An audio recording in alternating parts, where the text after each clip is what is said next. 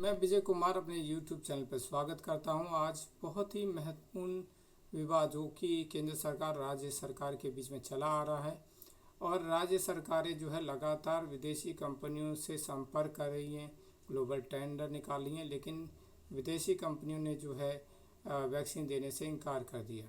अब इस सच्चाई की हम जांच करेंगे कि वाकई में क्या है इसके पीछे रीज़न, क्योंकि केंद्र सरकार राज्य सरकार पर यह दबाव डाल रही है कि स्वास्थ्य का जो विषय होता है वो राज्य का ही राज्य के तहत आता है, तो राज्य को ही उस जिम्मेदारी को निभाना चाहिए।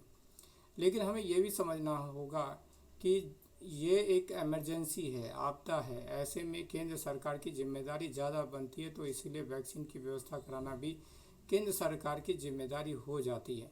दूसरा, मैं आपको ये बता दूं कि अगर आप अपने हमारे संविधान पे ध्यान दें तो राज्य को ऐसा कहीं पे भी कोई शक्ति नहीं देता कि वो वैक्सीन सीधे विदेशी कंपनियों से खरीद सकते हैं। क्योंकि अगर हम देखें कि आर्टिकल नंबर 246 यानी 246 के तहत, जो कि हमारी 7वीं अनुसूची में जो है दर्ज है, और ये केंद्र सरकार का 41वां जो है सब्जेक्ट विषय माना गया 41, जिसमें साफ साफ लिखा कि विदेशों से संबंधित जो भी व्यापार होगा या आयात या निर्यात होगा, उसमें जो है कानून बनाने का अधिकार सिर्फ केंद्र सरकार को होगा।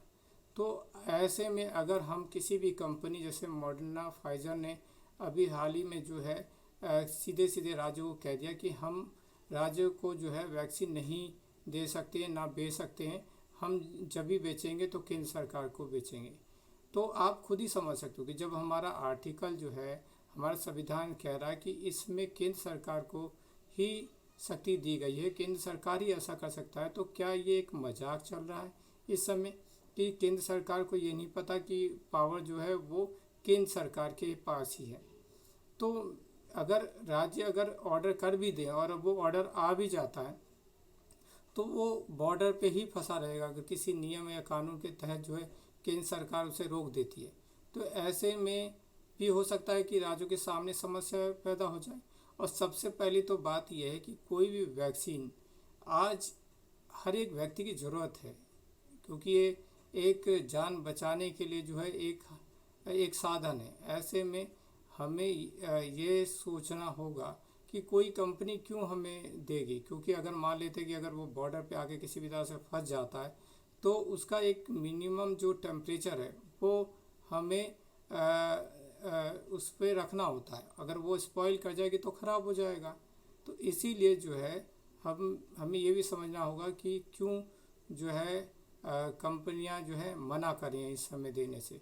तो अगर आपको ये समझ में आया हो और तो आप जो है और भी लोगों को ये पास कीजिए जिससे वो समझ सके व्यवस्था को कि और इसकी सही जानकारी जो है हो सके। और आप सभी का मैं जो ध्यान इसी चीज़ों पे या ऐसी चीज़ों पे दिलाना चाहता हूँ जिससे आपका राजनीतिक जो है ज्ञान भी बढ़ता रहे। तो आप सभी का धन्यवाद।